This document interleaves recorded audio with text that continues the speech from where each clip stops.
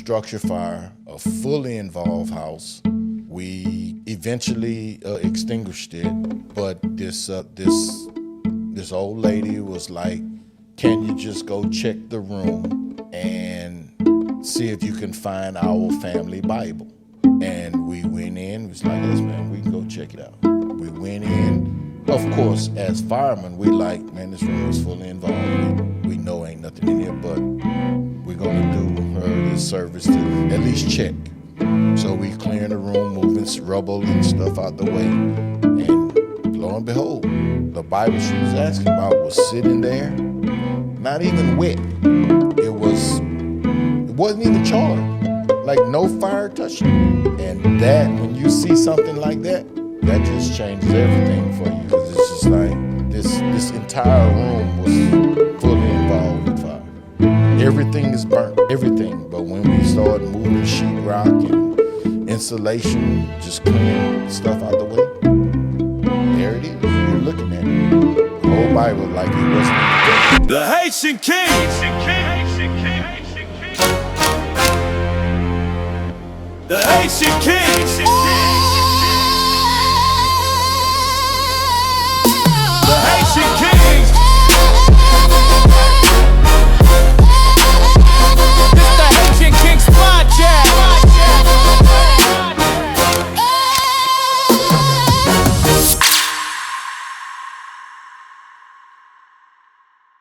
All right, thank you everybody for tuning in for another episode of the Haitian Kings Podcast. All right, there's things in life you don't even know that you need it. Sometimes you never know you need a police officer till somebody break in your house, right? And you don't even know sometimes you need a fire department till your house is on fire. But guess what? The guest we have today is part of the first responder. So he's gonna come here and explain, because every day, you see a fire truck, you don't know how the thing works. So that's why we do this podcast, to bring people like this to come explain and have a great conversation with us. Without further ado, Delton Carter Jr., DC. This is in my head, you know what I mean? Yeah. I'm confused. Like DC I'm used is a to nickname. DC. But Delton Carter Jr., thank you for coming to the show. I'm not a junior, but that's okay. Oh, I didn't mess it up. I can do that. Thank you for coming to the show, Delton Carter Jr. Not the Did it? man. See, it's gonna happen till we get it right. No, just this last part. And the guest we have today is Delton Carter. Thank you for coming to the show. Why? Thank you for having me. I don't know why I can say. The junior was right there. Like, It's like, I'm gonna call you a junior. I don't care. You a junior today. thank you so But much. thank you for the show, man. Coming to the show, man. Sorry for Thanks. butchering your name like 10 times in a row. Hey, thank you for having me. Thank you for having me.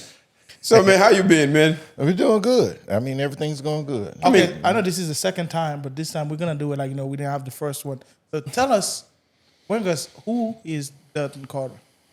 Junior. Go ahead, man. Again, let's see, Delton Carter. I am a resident of Lake Charles. I am a hometown boy. I lived here.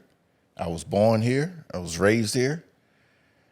I left for a brief moment when I joined the military. Was gone 13 years, and then I came back home. Because again, once you travel the world and you've seen things and you've been there, it's just nothing like home. It's nothing like coming back home, because you know how it is.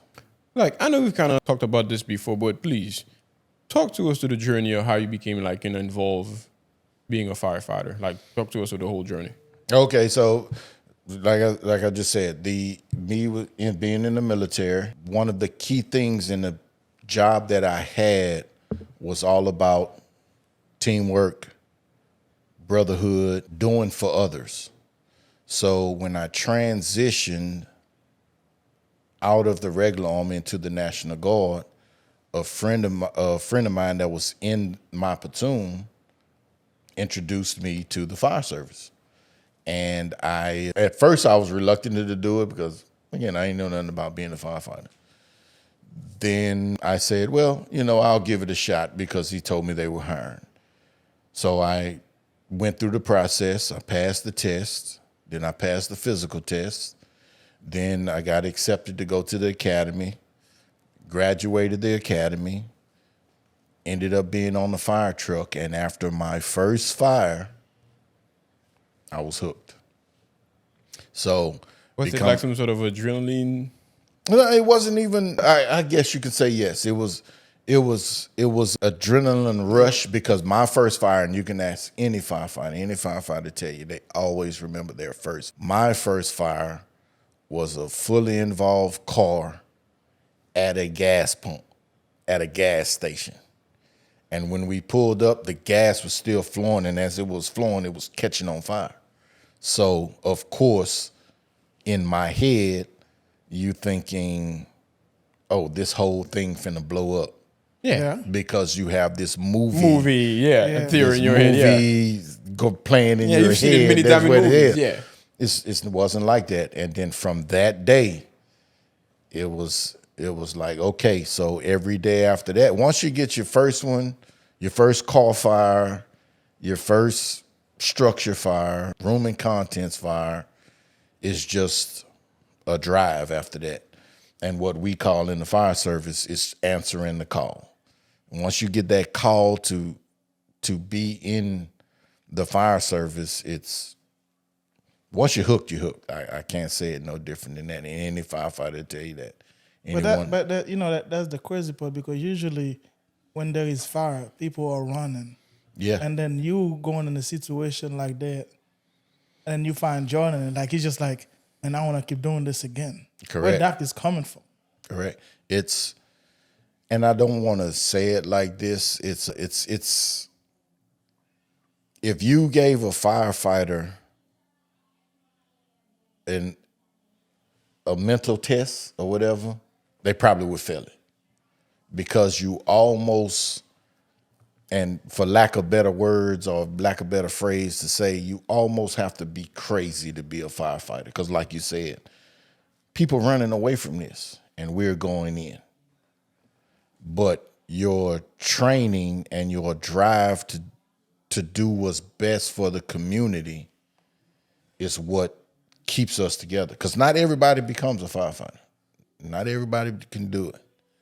Okay, has anybody Can we pause ever... for 1 sec? I need to go tell them to turn that TV down. I could hear it too. Turn it down. Way down.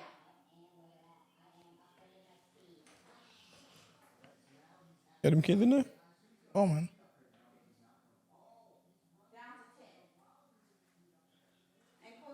Yeah. Okay, sorry.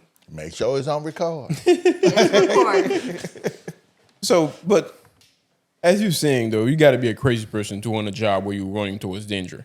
But I'm sure you've seen or met a few guys who became a firefighter and then soon enough realized, okay, that's not the line of work I want to do, right? So how was that like? Like, what was that experience with seeing somebody coming in and not have the same drive, not have the same adrenaline rush as you? So it's kind of like they see danger and they recognize that's danger and see like, okay, this is not my line of work. Again, those people, just like anything else, they don't last. They could try, and there are spells. Any firefighter tell you there are spells throughout the year where you can probably sit at a station for 6 months, don't get anything, and then that one day you get that call, and this is it. That person that's trying to just keep the job, try to keep saying this is a job for them, you don't survive. We've seen, I mean, you can ask any firefighter, you can see them. They just can't make it. They can't cope it. But the ones that stay and the ones that last the 30 years, guarantee you they've seen a lot. But it's the makeup of being a firefighter that is just unique to any job in the world. But let me ask you this. You got that, this is the job you're doing. It's a very dangerous job, and it's come with a lot.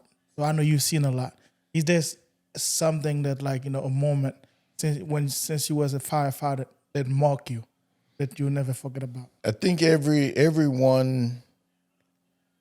everything is different for every firefighter. So it can be anything. You can't identify it until it happens. Because it may not happen on your first fire. It may not happen on your 5th fire. It may happen on your 100th fire. That, it's a specific event. For me, it was structure fire that I can remember that just made it like the dawn of enlightenment for me. It was a structure fire, a fully involved house. We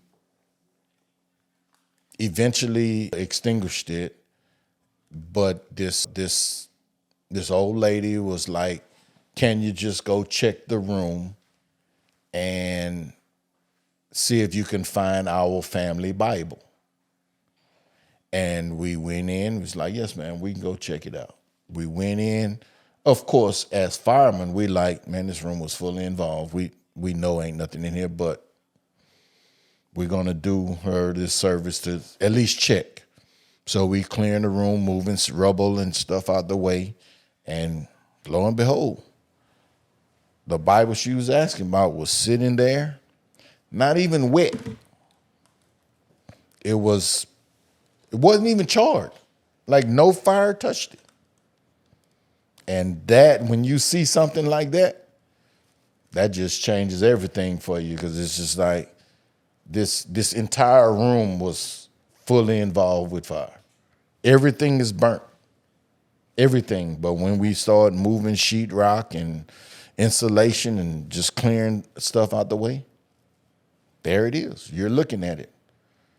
The whole Bible like it wasn't even touched. So how did that experience affect you? Like, I'm sure you went home after. You think about it.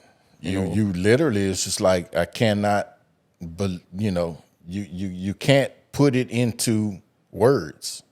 It's just like your training tells you this room was fully involved. We know because I was on the line. We literally had to fight fire back.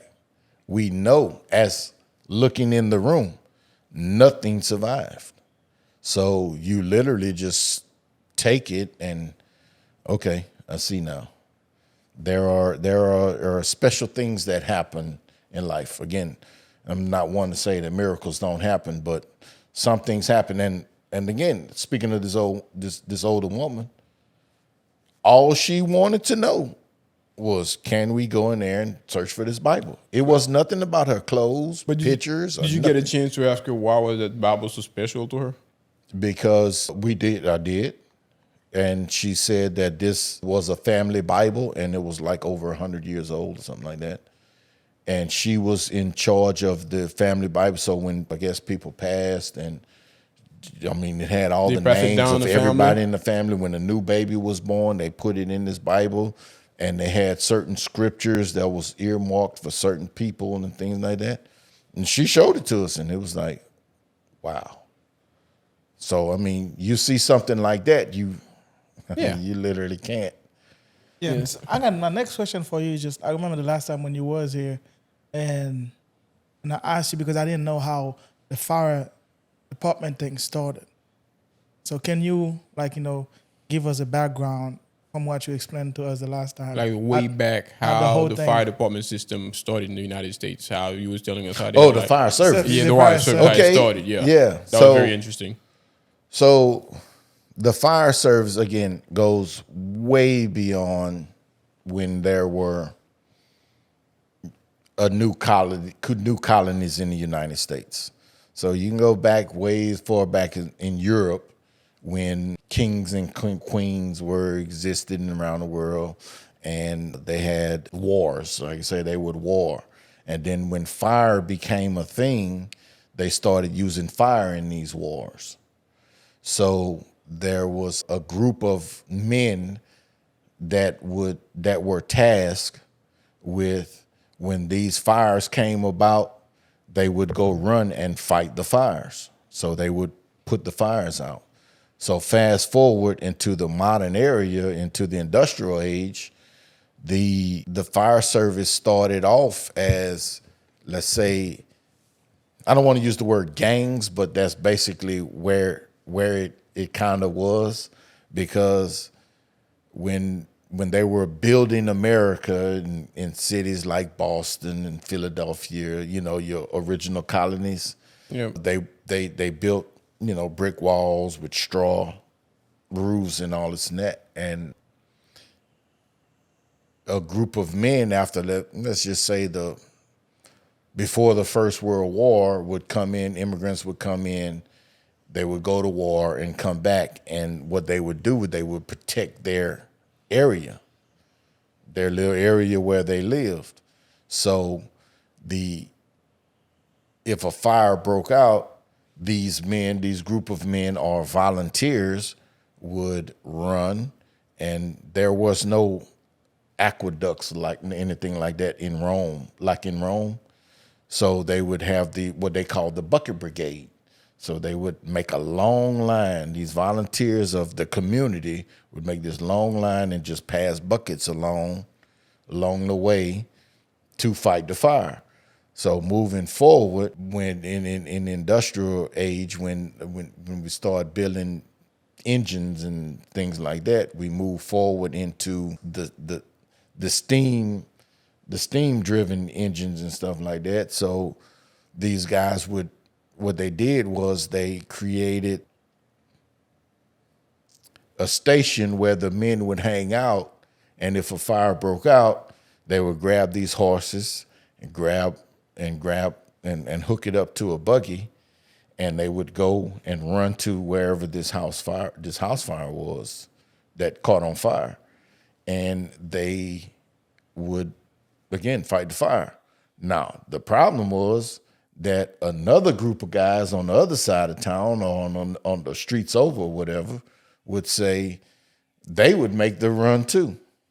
But when they pulled up in front of the house, it was like, no, this is our structure, because what they did was the person house who it was, they would charge them for fighting their fire. Yeah.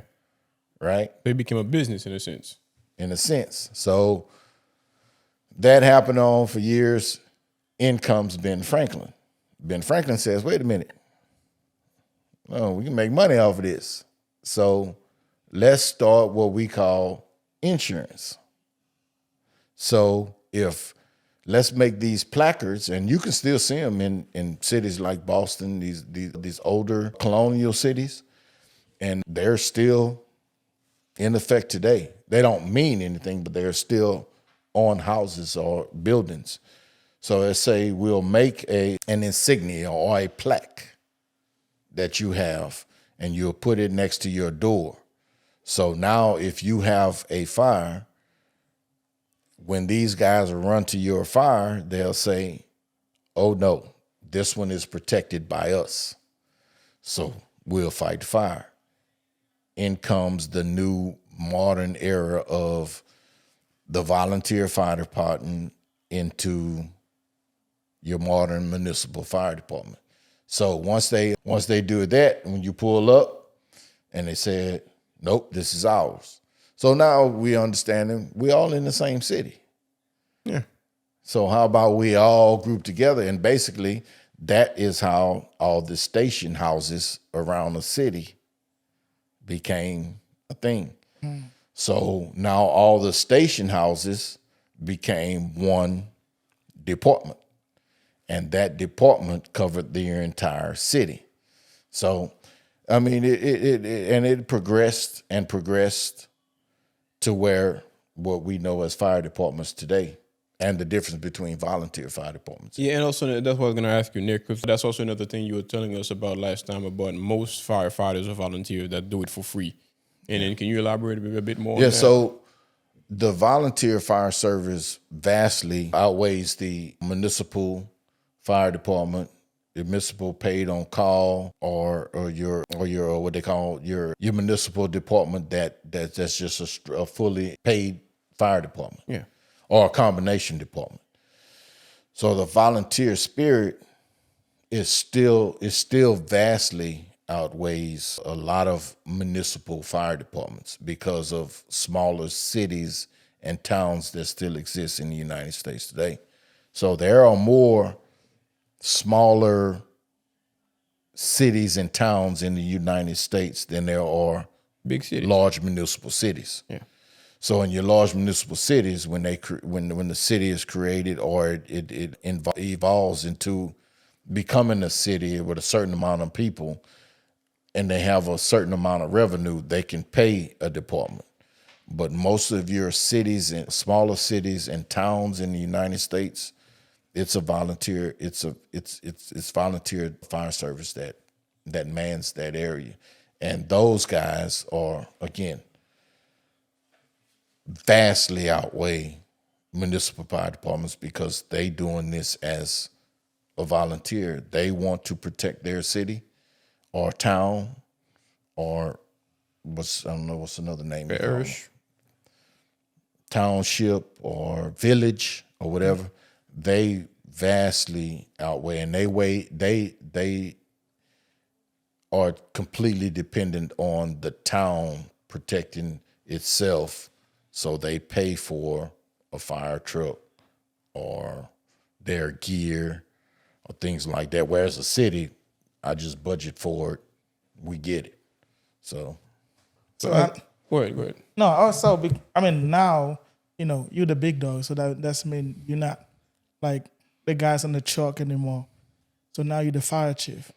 So when you become fire chief, what was the first thing like you feel like you needed to be addressed? for the Lake Charles Fire Department. Yes. And your department.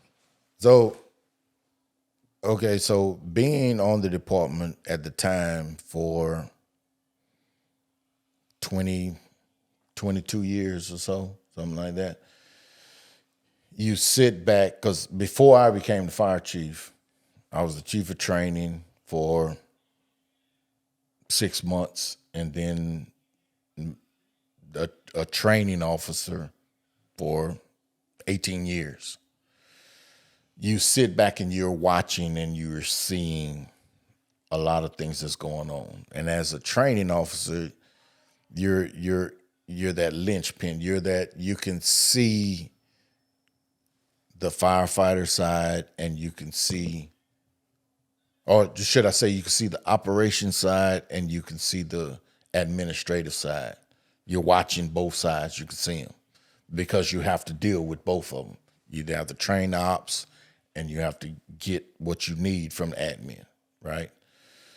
So as I'm watching this, I can see what's going on. And when the position of fire chief came about, one of the first things that I saw was, okay, there's a change in the fire service itself as a whole. But the fire department is not changing. So one of the first things that I saw that I needed to take care of was focusing on trying to start changing the mindset and the culture of the fire department, because it's changed. And any fire chief can tell you when they're in the position, and it don't matter where you go anywhere in the country, any fire chief will tell you, and I didn't even coin the phrase, that there's two things that firefighters don't like. That's change and the way things are. But you have to focus on it, and you have to try to guide a way through it to make your department change in the direction you want it to go to. All right, speaking of changes, and then one thing you were saying is like firefighter doesn't like changes. And you've been in the force for about, 22 years? And I'm sure things have changed, right? Yeah. So I'm sure the way the firefighter force was when you first started and compared to how it is now is different. If you had to say within your own words how different it became, the difference between the both, how would it be? The fire service as a whole is an entity that lives in uncertainty. You just don't know. So we kind of go off of the way that the world changes. So, and I only say that to say like houses that are built today. Yep. Are they built the same way that they were in 40, 1970? 50? Of course not. Things change. That's what I'm saying. Change is imminent. Can't help Right. it. They're not all wood anymore. Yep. So the fire service has to change. What happened after? What was the change with going from all wood? They started putting sheetrock up. Yep. Less carpet now. More Less floors. carpet. Now let's just say in the 70s, it was all wood and all carpet, and the furniture you were sitting on was either cotton. It was filled with cotton. More flammable It stuff. wasn't all leather or pleather or whatever it is. It wasn't all these other exotic materials. It was just a basic material. Like you say, you can ask anybody that's Gen Xer and say, oh, you remember this particular couch? The water couch. You saw a water couch, Everybody thinking knew about it because everybody family had that couch. So with the fire service, the firefighting techniques at that time were a certain way. Well, when it changed, where they started putting sheetrock up, well, what was the importance of them building sheetrock, building houses? It's still wood, but they overlaid, instead of overlaying with wood paneling, they now overlay it with sheetrock. What's the difference? Sheetrock is designed to do what? I don't know, man. You're the expert. Sheetrock is designed to contain fire. So a fire can happen in this room, but it would not break through that wall and go into another room. Like if that wall was wood. If that wall was wood, it's different. Fire break through it. Burn to the next room. Okay. You have a fire in another room. Well, the sheetrock, it does not do that. The sheetrock has a fire rating. And it all depends on the size or the thickness of sheetrock that you put in your house would determine if your fire rating in this room would be an hour and a half, 2 hours. That's what sheetrock is designed to do. Well, that's great in a selling point of selling a house. But from a firefighter's point of view, if a fire is contained into one room, what happens in that room? It's a lot hotter. It's like an oven. So what changes? Our tactics, the gear that we wear, the oxygen mask that we wear, all that has to change because the way houses are built now. I guarantee you probably, I don't know if you ever been in your attic. Yeah. This house was built in certain time. Your air conditioning unit is probably not sitting on your rafters. It's hanging from the roof rafters, aren't they? Yeah. Is it? Yeah. See, that's not how it used to be. They used to, let's just say 90s, 2000s, the AC unit would sit on top of one of the rooms over a wall. Well, now it's not. There's a difference. So now when a firefighter comes into a room, there is a mindset, okay, this house was built in a certain around a certain year. But you're saying all this, because until now I'm thinking, okay, does all that cross the mind of a firefighter before they approach a fire? Like, Yes. in a brief word, talk to us, like, what's a day like in a firefighter's life? Like a day like, when they go to work and then they get called for the fire, like, walk us through this process. The thing they got to think about, thing they got to make sure, what kind of fire is it, like crazy stuff like that. You're asking about the day in the life of a firefighter at a station? Yeah, no, Or that what ain't got does he- nothing. What goes through his mind when he gets the call of a structure? Yeah, when he get called to go fight a fire. All of that, what you just said, crosses the mind of a, because again, when I was a training officer, training was 24 weeks long. Now it's maybe 16 weeks long, but everything is condensed because the newer generation can accept and they can take in information a lot quicker and a lot more condensed. So all the information is still the same. So in training, you're taught all this in 16 weeks straight. You're taught about AC units. You're taught about the sheetrock. You're taught about the flooring. You're taught about the size of a room. You know, houses back then were all sectioned off, so they were compartmentalized rooms. The kitchen was a room. The living room was a room. The bedrooms, the den was a room with all these walls. Now we have open floor plans. So we know that, okay, I can pull up to this house and know, okay, this is a newer structure. It's probably going to have an open floor plan, which means a fire in a room, which starts off as a room of contents fire. If it comes through that door and it enters this room, this big open room has a lot more oxygen in it. So that fire is going to move a lot faster than it normally would if it was sectioned off. So in the mindset of a firefighter coming to a scene, all of this is going through his head in the under 2 minutes that it takes him to get here. So when you see firemen on a truck and you see that truck going, just know that he's already dressed before he got on the truck. So when he's getting there, he's already putting in his mind, okay, he already knows the area, so he knows what type of structures is in this area. So he's already working in his mind, okay, if we get there and it's already going through the roof or it's already spreading through the house, okay, I need to, one, whatever that is, grab the hose, get to the door, and start this. Now, all of that gets compounded if on the radio he gets the call from dispatch that says there are people trapped inside. It's a whole nother level of thinking that goes on in his mind. And all this happens in a split second for a firefighter. But it seems like it takes quick thinking. Thing is, I've met a lot of people. I don't know many people who can think quick on their feet like that, right, especially under those circumstances. Does it come with experience, or is it just like something you can either have it or don't have it? That's why I said most people don't make it. Most people, like you said, that can't grasp this, they don't make it.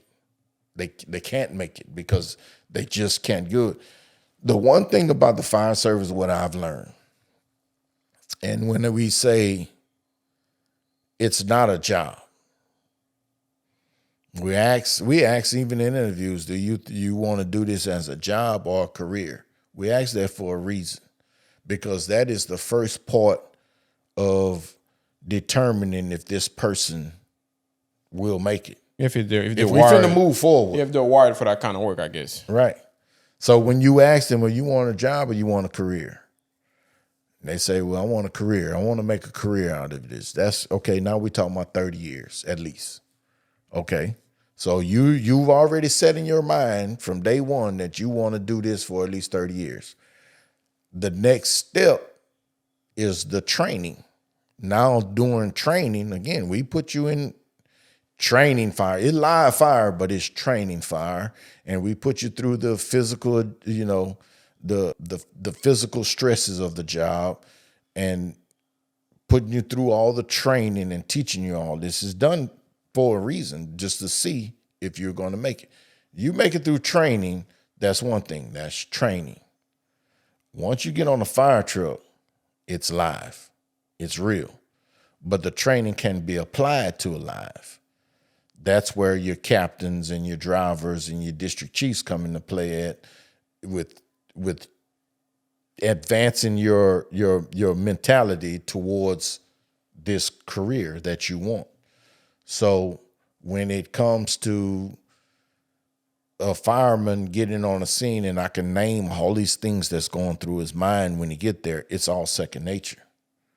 Once it's become second nature, that's where it becomes normal. That's what they can just run with. It becomes normal. That's when they just come into the scene within a matter of seconds. Because any fireman that's worth his salt will say, I know civilians call me a hero and doing all this because, as you said earlier, we're running towards a fire when everybody trying to run away. To a fireman, this is a career. This is my job. This is what I'm trained to do. So it's a different mindset. Or when we was talking about even earlier about you kind of have to be kind of in another mindset frame to actually want to do this for a living. Exactly. And also another thing you kind of said earlier, you were talking about physical endurances. Like, because you both know you got to be physically in shape to be a firefighter. Right. So what are the physical requirements to be a firefighter? I'm sure not anybody can just go there, whether you love it, whether that's something you want to do, if your body can physically do it. I can't say that there's something that's set that says there's a physical requirement, because you can go pick a station in any fire department in anywhere in the country. Just pick Lake Charles. You can pick any station, and you'll go in there and you'll see these large, muscle-bound guys. You'll see these guys that probably to you would look like they're out of shape. And then you'll see these smaller guys that'll be like, this guy don't look like he can pick up an axe. I've seen some police officers, I know for a fact, they wouldn't be able to throw some cough on me. They'd have to throw some back up. Again. But Man, I've seen some police officers, I know for a fact. But when the fire service is not about, I mean, you have to have physical strength. But for me, like I said, being a training officer for as long as I have, I've seen that it's really not about the physicality or the size of a person. I mean, or carrying those gears. the arm strength of a person. It's about the heart. How heavy are those gears they carry? Like those air tanks, masks? Just the tank alone, just the tank and the pack, you're looking at maybe in that thick outfit. maybe 30, 40 pounds. And plus that heavy outfit. The gear itself may be another 40 pounds. But once it get wet, you're looking at up to 300 pounds. It can be very heavy. But Which that's what I'm saying. I think your physical endurance got to be up there somehow. You have some sort of fitness. Again, I can go, look at me. I mean, I'm not. But your days of fighting the fires are long gone. Well, yeah, but I'm just saying. But if it came to it, Yeah. I have gear in my truck. I can put it on. I can still go do something. I probably can't go crawling around in the house and doing all this and that. But I guarantee it's a mental thing, because I know if I have to go in this house and save somebody, my physicality is not the factor. Yeah, you ain't even gonna think about that. You're just gonna It's throw not. them It gears on. don't and even then, comes up. So even any one of these guys is on these fire trucks. Yes, they stay physically fit. Yes, it would help. But all of them doing it, not really. But they stay in some form of physical. They're probably not in the gym 4-5 hours every day, but they stay physically, active. active to an extent. But yeah. when that alarm goes off, the switch changes. The switch changes to, I have to either save somebody or protect somebody from something or do something. So your physicality It's not relevant in that moment. You're not even thinking is about not that. relevant. It just happens. And like I said, there's some guys on some of these departments, you can look at and be like, ain't no way this guy a firefighter. But I guarantee you, when that tone goes off and you see him on the fire ground, that guy probably can outwork everybody on the fire ground, because that guy been doing this for 20 years, and all this is second nature to his body, to his mentality, and his body just goes and goes and goes and goes until he can't go anymore. And then by the time he can't go anymore, the scene is resolved. Question. As a firefighter, as you know, you guys run towards danger, everybody else run away. How does that affect a firefighter at home? Because I'm sure to an extent you got to take some of that load home. Like, after certain days, how do the family members, the wife, the kids, and so on and so forth, deal with knowing that husband or wife, dad, whomever goes to work and you might not come back today? I can't speak for everybody, but I can speak for a lot of the families that I've talked to, as in, like I say, once they graduate training, we have a graduation and the families are there. And it's a lot of, when they first start the academy, we tell them all what is involved, what needs in this academy, right? And we tell them, now go back, talk to your family, let them know all of this. It starts in training, and we let them know that if you want to do this, if you want to answer this call, you're going to need their support. And if you can't get their support, this is going to be hard for you. So, not saying that they go do it, but I know the result that comes back when they have to stay late, or it can be something while they're in academy. It was in 2005. We had an academy going on, and Katrina hit New Orleans.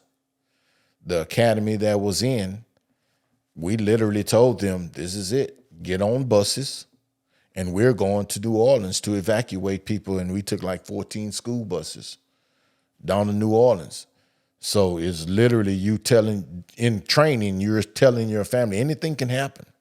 We live in a world of uncertainty. So by the time they get through the academy and get on a fire truck, it's the same conversation where it's, look, nobody is telling you that this job isn't dangerous.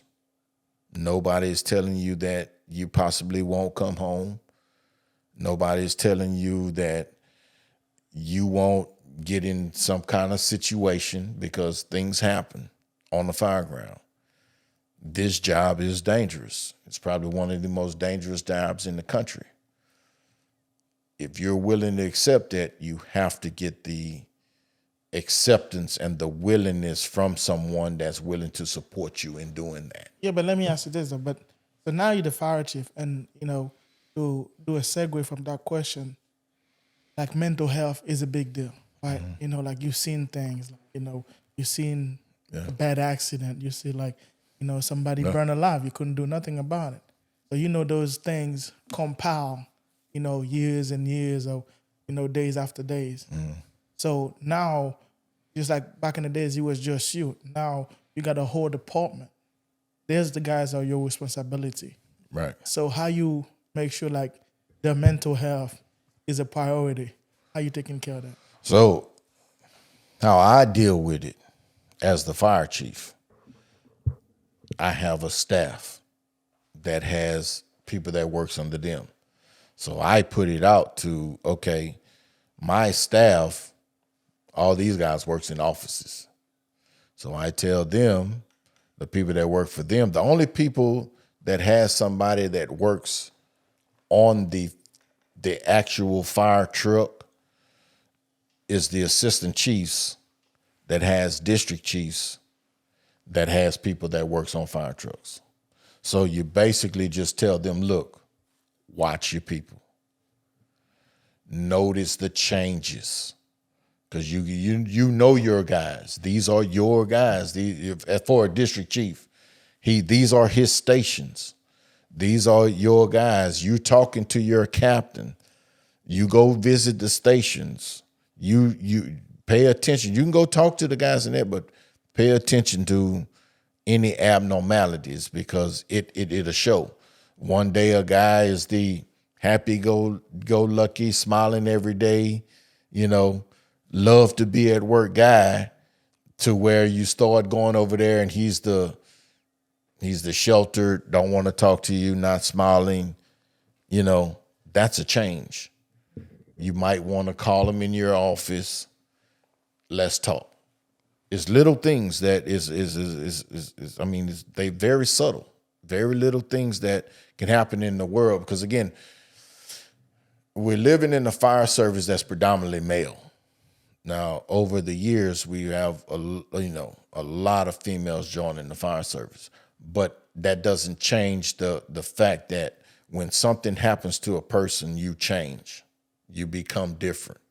You're doing something different than normally would on an everyday basis. All of a sudden your captain telling them something, you snapping at them. That's a change. One time you might can excuse and be like, okay, don't let that happen again. But over and over again, we need to talk. So as the fire chief is just constantly going out and finding these different resources and talking to these different people, like people that deal with people with PTSD and people with critical incident, stressors, and people that, therapists that can talk to people. As the fire chief, that's my job to make sure that these resources are available. Is it did they go off site to go talk to these people, or do you have a number you Well, call? there's internally, I have some firefighters, some communication officers that are trained in critical incident stressors. So most of the time when we have a scene where there's a fatality, and it can be a fatality of a person, a child, and an animal, you just don't know. Most of the time it's fatalities that get people. And you have them go out to the scene and just talk to them. Now, like I said, if they go talk to them and they're trained in understanding, okay, this is beyond me. These stresses are a little bit more deeper than me. Let me introduce you to Psychiatrist, something like a psychiatrist, or somebody in the employee assistance program, a therapist that can talk you through it, somebody with a little bit more professional help. But I have people that's internal in the department that can still go initially to the scenes and be like, look, hey, y'all okay? This was a bad scene. Because, these guys see some stuff. Are you okay? And of course, most guys be like, okay, but they don't understand that you may say okay, but your body and your actions are saying something completely different. They're trained in picking that up and seeing that, okay, maybe we need to give you some time off. Maybe you need to go just, get a couple of days to go talk to somebody just to, because most of the time you don't want to bring this. We attack them at the scene because you don't want them to bring it home. Because most of the time, yes, your family, they're supportive, but they can't grasp what you're going through. Only another firefighter or somebody that's professionally trained can understand what you're going through.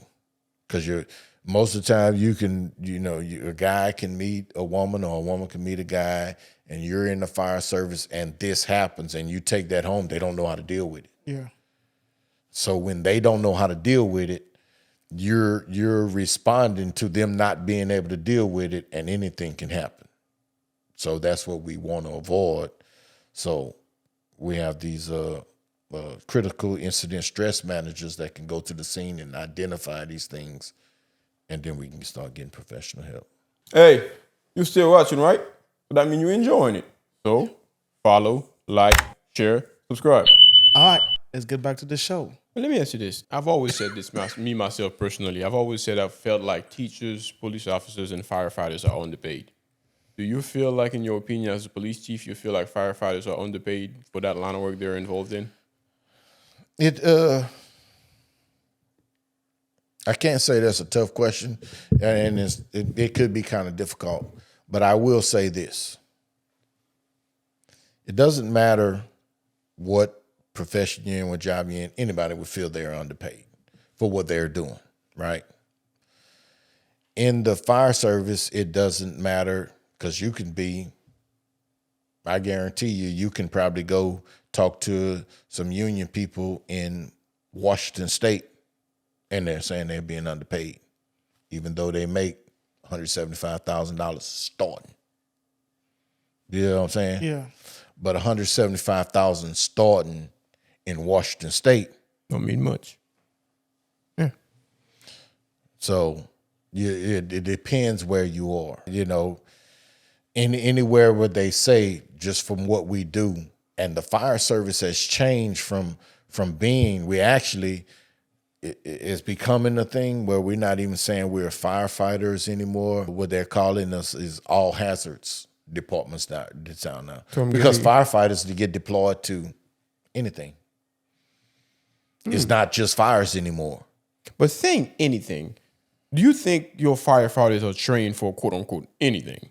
Like, you got hurricane, it could be an earthquake, it could be a forest fire, it could be terrorist attack. Could be God knows what. Would you just say it's kind of like you feel like your firefighters are trained and ready for quote unquote anything, or is just a question of it depends on what it is to where they might have to figure it out on the spot?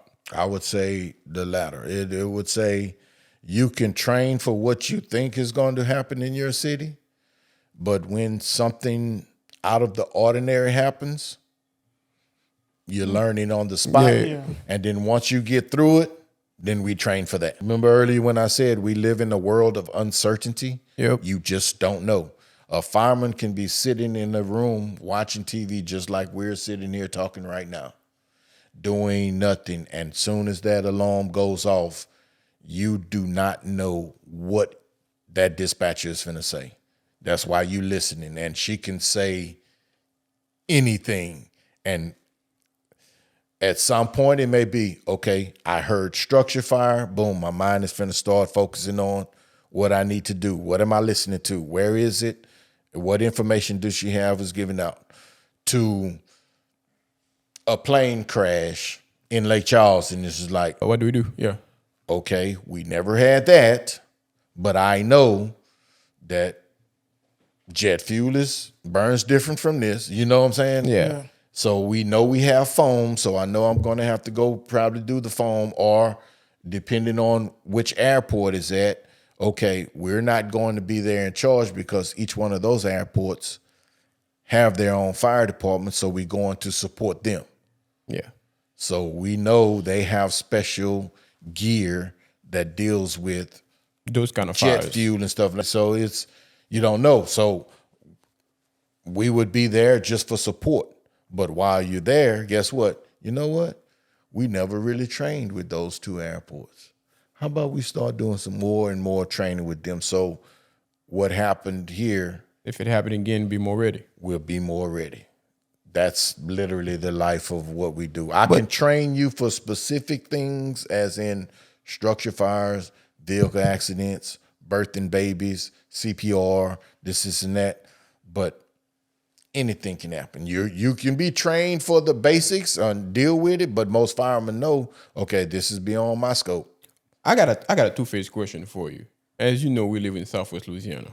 Hurricane is something we deal with pretty often.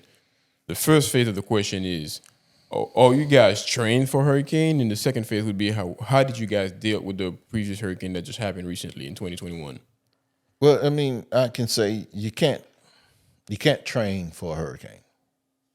If we It's a hurricane. I mean, you don't know specific just staying specific to your question. You can't train for it because every last one of them is different. Some with water, some with wind, God Exactly. knows what else. Yeah. All you can do is be prepared. So you know, depending on wind speed or the type that they say that's coming in, and you can just be prepared. If it's water, if it's going to be a water event, all you can do is prepare for it. You cannot stop it.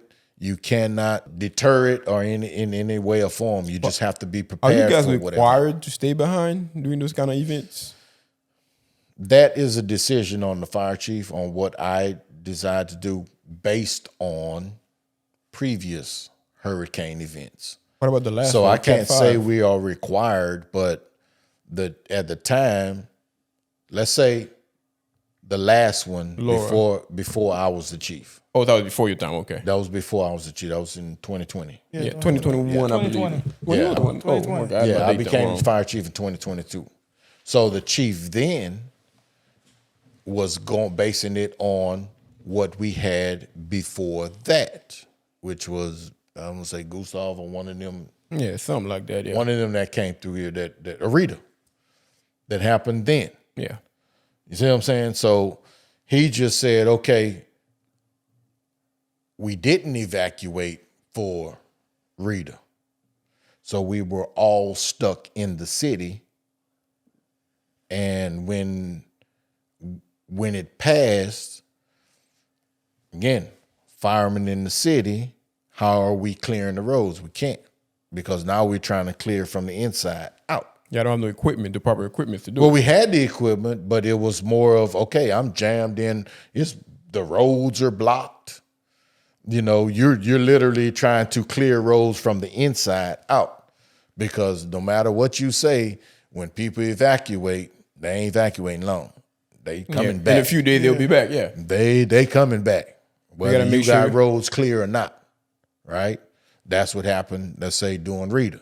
Well, during this next one, well, the chief said he learned from it and said, okay, let's take half the department, evacuate, and take another smaller group. And I'm saying half, but let's just say half.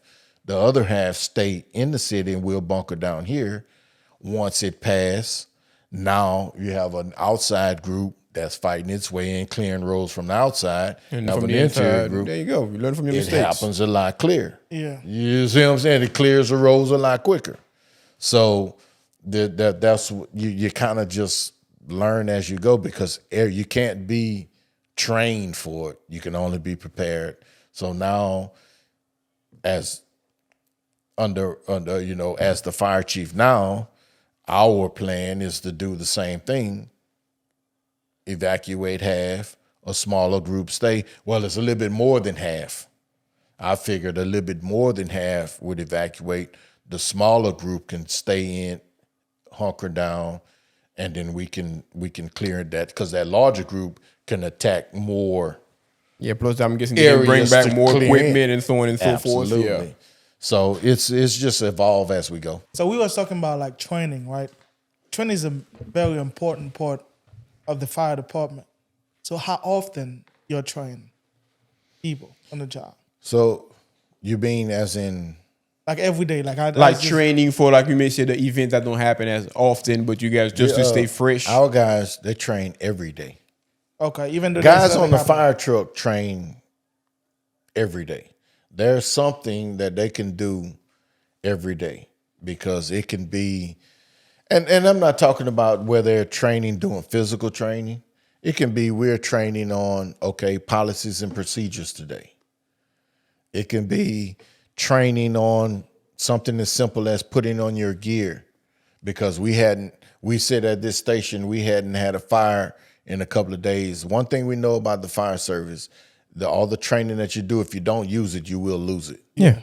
Even in the rope rescue training, the medical training, there's times where the captains just say, okay, let's break out the medical bag, so we'll know what all this stuff is. You can't assume that every guy you have knows and remembers all this stuff. So even if you're a captain and get a new guy, you have to do training, because one thing that captain don't want is to get on a live scene and say, hey, I need you to go grab this. Yeah, what's that? And that guy sitting there going, What's and that? this happened, and again, this happens day one. You get a new guy straight out of the academy, that captain don't have a lot of time where we can sit here and lollygag and I get to know you and all this and that, because as soon as you walk through that door, that alarm can go off. And this is my first time as a captain seeing you, but you have to get on this truck. I don't have a lot of time to sit there and say, okay. What do you know? Yeah, no. Now now you about to just find showed up out. to What do work. you know? We about to find out, So that training is constant, and it's always, and all the captains are different on their way of doing it.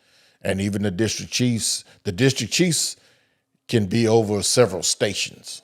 So he can have between 4 and 6 captains where he says, okay, this is what y'all need to train on this day or whatever. Or the training comes from the training division that says this is what we're training on this day. But training is constant. Training is always happening. But the qualification, so is like what, every year or every couple of years? To be like having qualification, like and certain training, because sometimes they go offsite to do those trainings. Right. Also, I know they got to. It depends on what it is. Okay. It depends. Like, say, you can have let's say your EMS training. They can train on EMS every day, all day, but their certification training is probably every 2 years. I want to say, don't quote me on it, but I want to say it's every 2 years. Okay. Rope rescue, it could be every year, or just certain aspects that we want to do. If it's fire prevention, I want to say it's annually. Communications, they do annual certification training. But as the fire chief, if you had to say, what's the biggest load you feel like you got to carry? The biggest load I Yeah. have to carry? I would say as the fire chief is just being that person for your department. For me, I can't say for every fire chief. For me as the fire chief, it's just being that person that I have, the load that I carry is, am I doing enough for your men? Am I doing the right thing for the men? Am I making the right decision for my men? Because that's the ultimate thing, Most of the time for me, it's I ask them, what do you need? And then I take it on as my job to get it for you. So that's the largest load for me. I can't speak for every fire chief. But you're a fire chief, so every fire chief, because this is your department, this is your responsibility. What is your biggest pet peeve, like you have as your fire chief that you don't want to Like see? something, I guess you may say, you stay on top of them guys to where that's like something you're not lenient on, like you're hard on it. That's very important to you. For me, being a military guy, discipline is a pet peeve for me. And I don't mean discipline as trying to get somebody a job or trying to, get somebody fired or just harping on somebody for every little single thing. I mean discipline as in, your job. Be disciplined enough to train and to learn and to get better at your job. Because to me, discipline is like a two-edged sword, or a double word meaning. Discipline on one end can mean you're being disciplined enough to know your job, learn your job, and do your job. And on the other side, the discipline means that when you don't do those things, you have to be disciplined back into doing the right thing. Yeah. And again, everybody, sometimes you run astray, because one of the things we have is what we call integrity. That's doing the right thing even when you think nobody's watching, right? Ain't nobody perfect. Humans fall short, you do those things. But when you do those things, your leadership should have the discipline enough to say, that was wrong. This is what's going to happen, so you can learn from it. It's not to get your job. It's not to take your job. It's just to keep us from, or to correct unfavorable actions. When you do something wrong, we don't want it to happen again. So Before you ask the question, like in the job, something can happen, mistake happen, and when those mistakes happen, how you handle that? as in, In the job, when the people goes and somebody make a mistake and something happens. If something In- happened on without a a fire hand, scene. Yes. to where a report came back to you, and then to where you realize, okay, your firefighter may have made a mistake in that moment, perhaps did not handle it the proper way, or perhaps the way the training told him to handle it. right. So again, in the fire service, working in a world of uncertainty, again, that's one of the things you have to accept. Things happen. Now, when we go to a scene and something happens, or you want to call it a mistake, that mistake, depending on what happened as a result of that mistake, it gets investigated. Now, in that investigation, that's when we determine, okay, this mistake, was it egregious? Was it done purposely? Was it done purposely? Was it negligence? Was it lack of training? You know what I'm saying? Yeah. So we understand that mistakes happen, but even your mistakes, when in the fire service, and we tell cadets this all the time. Two things can happen in the fire service when you make a mistake. Somebody's going to get hurt real bad, or somebody's going to die. Yeah. That's it, what we do. Like we say, you say it at a fire scene. At this fire scene, if I make a mistake and not bring the right tool, or go the wrong way, or end up in the wrong place, somebody's going to get hurt or somebody's going to die. In any one of those instances, it has to get investigated. Now we need to determine, did you do it purposely, or was it truly a mistake? Or is it lack of training? Because all of those things we can fix, or we can address. Now, if it's egregious or you did it on purpose, then of course we got to go the legal route. So since you've been the fire chief, do you ever have to fire somebody yet? Not on anything like that, no. I mean, it's just like, did you have to fire anybody? Well, as the fire chief, I'll put it like this. So as the fire chief, you kind of compartmentalize a lot of things. Or should I say, like I did when I became the fire chief, there was this what we call chain of command. So every stage of the fire service, there is a supervisor. So if something happens on a fire scene, you have to go through several supervisors. So by the time it gets to me, I don't fire you. Okay. I'm just the final say in your termination. So if the supervisor they fire them. So sometimes, like I say, depending on what it is, if that, let's just say it was on the lower ranks, a driver or a captain or a firefighter. That driver and firefighter has a supervisor, which is a captain. Yeah. So he does that discipline. If he recommends that incident needs to be determined as a termination, everything after that is just paperwork. He reports that to his district chief. That district chief does his little investigation and says, yeah, I agree with you. He should be terminated. And then so forth and so on. By the time he gets to the fire chief's desk, I have 4 people that told me this needs to be terminated. I don't even need to really listen to what happens. I have 4 supervisors tell me, guy need to be terminated. All I get is a recommendation and say, that's what y'all agree on, then agree to. Okay. My question I had earlier was something you said. You were speaking of loss. You said that if a mistake happened, that means someone's going to get really hurt or probably killed. How would you say firefighters deal with loss, like losing a fellow firefighter? How do you guys address that? It's real hard.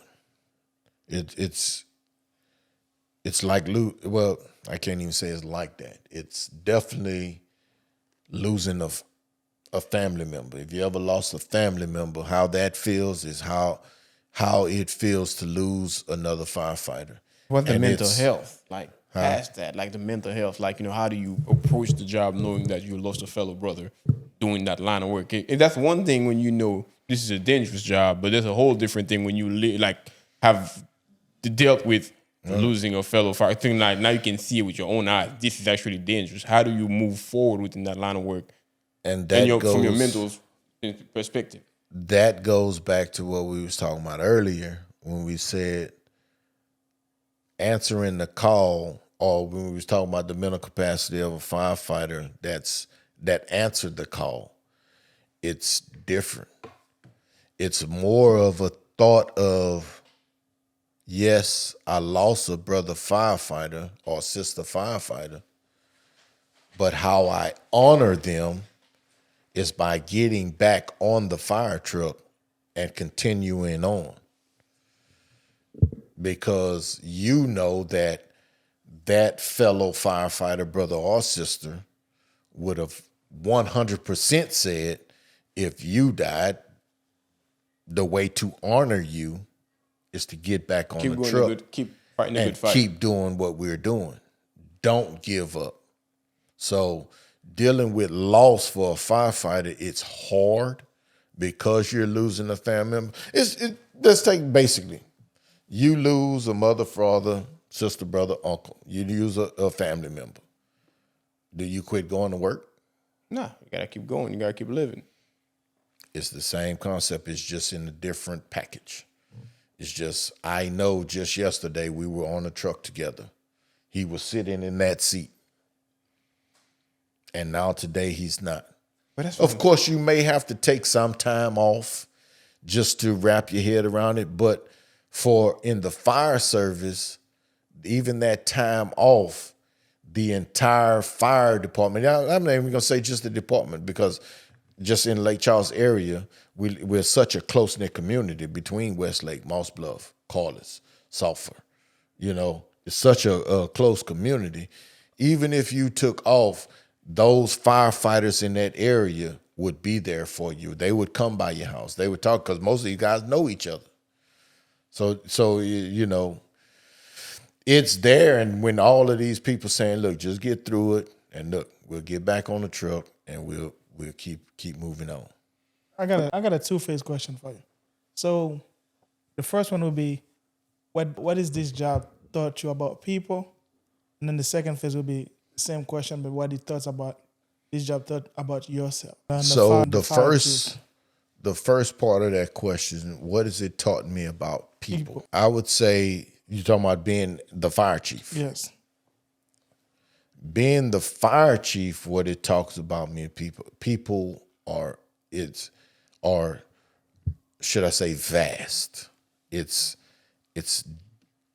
different. I mean, with every person you meet, you can see, if I'm in a room with 5 people, I know these are 5 different beings. Yeah, individuals. Human beings, individuals, upbringings, different lifestyles, and how do you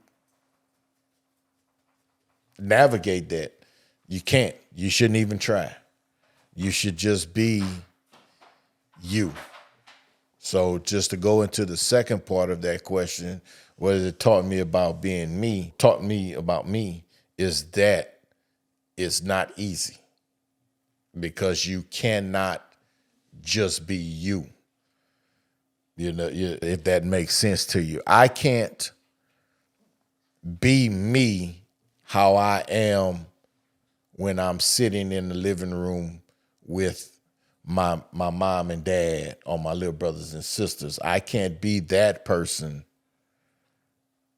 as I am if I'm in another room with some guys I went to high school with. Or it's some gonna be a whole different behavior. They pull a whole different attitude out of you. Even those guys, I can't be the same as I was with the guys that I know that was in platoons with me in the military.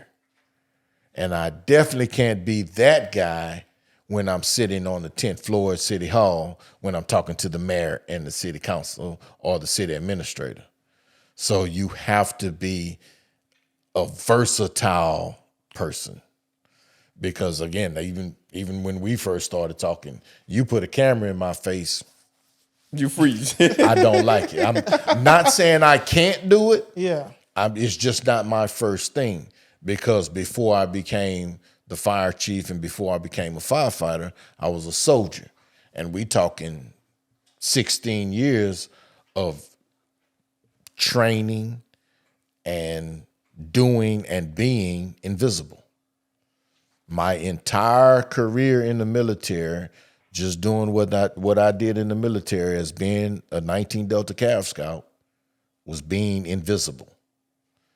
So you take 16 years of being invisible to being in front of a camera is like, yeah, that's like two opposite worlds. They're watching me. It's completely different. So it's just that, okay, now I know, guess what, Chief Carter, you're not a Cav Scout no more. You're still a Cav Scout. You're gonna always be a Cav Scout. But that's not the world you're living in now. You're the fire chief now. So as the fire chief, you have to get out. You have to meet people. You have to be in front of the camera. So it's just parts of me doing things like this, getting in front of the camera. We have events that's going on, get in front of the camera, because before I became the fire chief, when I was a training officer, or should I say a safety officer on the scene, You are out of camera mind. KPLC showed up. You're out of there. You ain't have to worry about seeing me. You wouldn't see me. That's why, and then my wife might say it sometimes, some people, be like, send me a picture. I ain't got no picture. Send me a picture of what happened. People like, you can look, I can show you some of my military scrapbooks. You won't see me in there. I got pictures, thousands of pictures in there. I ain't in none of them. I take pictures of everything else, but you never saw us. I don't have no pictures of the guys that was in the platoon with me. We took pictures of everything else, but we were meant to be invisible. So when you ask me that now, it's just like, it taught me a lot that I have to look into and be like, okay, you have to face this and you have to do it. But people in general are vast. It's a plethora of different styles and types and all this and that, and you just kind of have to judge, okay, is this a good person or is this a bad person? That's what it boils down to. I got one last question for you. You've been in the force for about, what, 22 years? 27. 27, okay, 27 years, and you're the chief nonetheless. Where do you see the force going, or what are you hoping for it in the near future? In the near or far future? The fire service Yes. as a whole? Yeah. Or the fire department? The fire department. The Lake Charles the Fire Charles Fire Department. Department you're in Under your charge of, leadership. yeah. Under your leadership, yeah. I would say the vision that I had when I accepted the position of being the fire chief and where I, let's say, planned on where it going, I can't say I don't want it to be there, but I would love to see it going in the direction when I leave. Because most of the things that we've implemented and that we were doing now, because of the change in the fire service, has never been done on the fire department. So now we're doing it, and I can see that, okay, it's sticking, so it's going in that direction. And every decision, a lot of the decisions that I make now, and a lot of things that I plan on doing, is for the future of the fire department. It's not even about what's going on now. You can ask anyone on my staff, and we've had this conversation when I told them before, I said, we have to think of the things that we're doing now, we would never see happen. We would never see it come to fruition. We can only get it going in that direction, and hopefully it stays in that direction within the future of the department, where as 10 years after we retire, we can come back and say, y'all still doing that? Can you elaborate, like tell us like exactly, what you're What you guys, that top secret or something? No, it can be anything. Let's just say, if I'm to pick something, let's just say before, and I'll go with my pet peeve, what I told you earlier, discipline.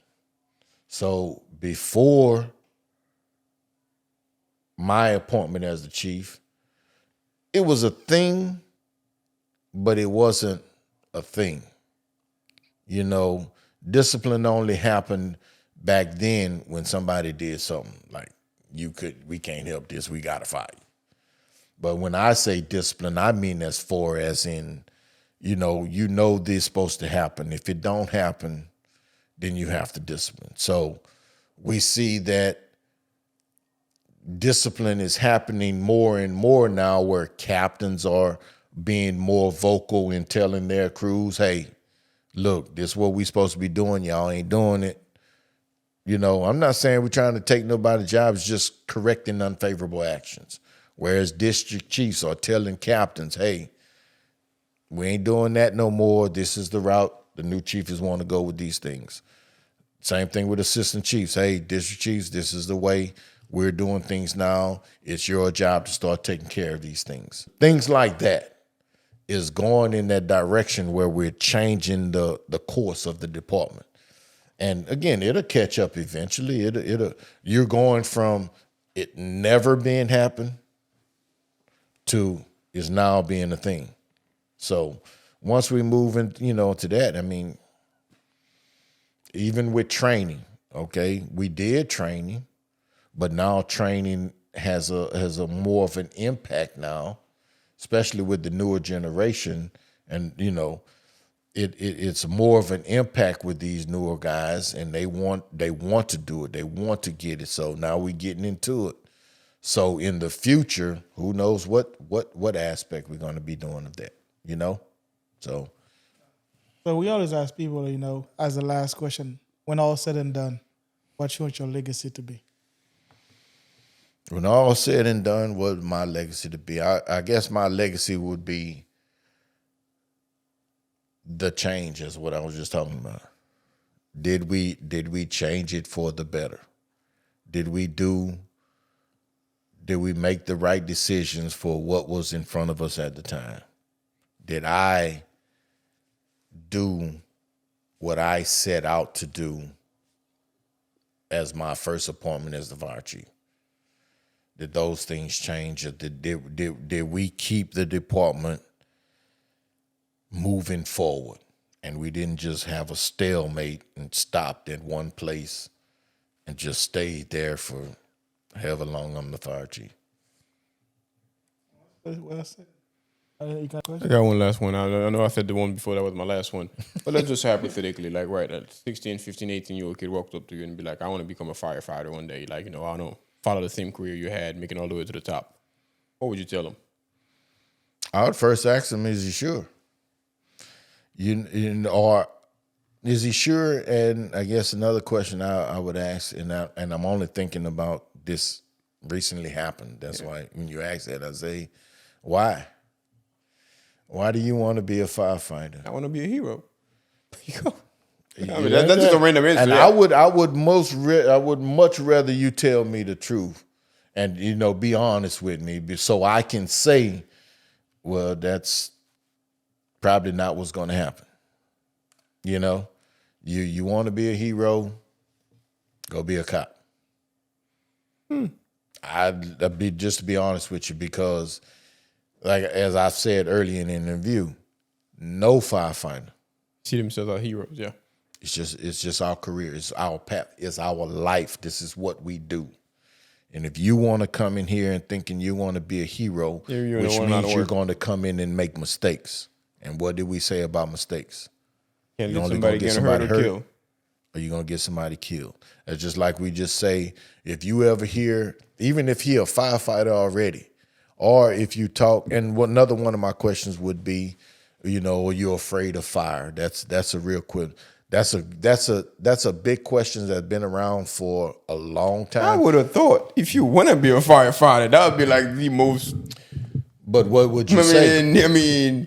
But what would you say if a firefighter? If I asked you right now, if somebody come, you want to be a hero. You afraid of fire? If somebody comes to be a firefighter and I interview them and I ask them if they're scared of fire, they say yes, they should be arrested. for wasting time. You wasting people's time, dude. Are you serious? So you see the difference, and that's what you're saying. That's what you're saying. But as a firefighter, I want you to say you are afraid. That's what I'm saying, though. But why would you want them to? If they're afraid, why would you want to actually? Fear keeps you alive. That's true. That's one way to think about it. I can guarantee you, every firefighter, you understand what I'm saying? Firefighter that's worth their salt in the fire service. Fear fire. When that tone goes off, a little bit of fear goes through you. But is it the fear of the unknown or the fear of the fire? No. The fear of how things might go south out of control, or is the fear of the fire itself? The fear of the things going bad. Of the unknown. Because you can pull up to a full involvement, and if there's not a little bit of fear, you know what I'm saying? If you're unafraid, you're gonna do what? You're gonna run up in there head first, not thinking. Yeah. Fear keeps you alive. Fear brings you back to your training. So any firefighter that's worth their salt should say, yes, okay, there's a little bit of fear. Like you say, them guys, you've seen the documentaries of the guys on 9/11? Yeah. When they talk about them guys that was running into them buildings, yeah, man, you going up them stairs. It's a little bit of fear because you know Let what me could ask you this, possibly though. Within happen. my line of work, I got this right of if there's something I don't feel like is safe, I have the right to refuse doing it. Right. Do firefighters have that same right? Can they look at a building and be like, no, if I go in there, I'm not coming out? Yes. Don't know. Most Do you guys definitely. reserve that right also? Most definitely. Okay, I just wanted to make sure. Again, it's a fear thing. It's if you feel that something is in danger, then hey, don't do it. But I can tell you this, man, when we was talking about that investigation stuff, Yeah. that all happens. Was it fear took over you? Because what is the definition of courage? It's getting over fear. See what I'm saying? But There is a thing that sets in a firefighter. I can be afraid, but am I afraid of just what's happening? Or am I afraid, that something can possibly happen that's not happening and I just have to go through it? I got a great, like I know I said, but I'm glad you just said that. Whenever you ignore fear, it's called stupidity, right? But That's whenever not you get true. over fear, it's called courage. So Well- how do we Well, judge which is which? Again, In that sense. That's why I say in the fire service, it's not ignoring fear as in stupidity. It's a fear thing that it would keep you alive. Your training tells you, okay, I can see it. Yes, it's bad, but it's not as bad as what I'm initially thinking, because your eyes are going to send a signal to your brain and say that's bad. Yeah, but do they have But the your right to courage refuse would saying, say, but your courage and your training would say, it's bad, but we can do it.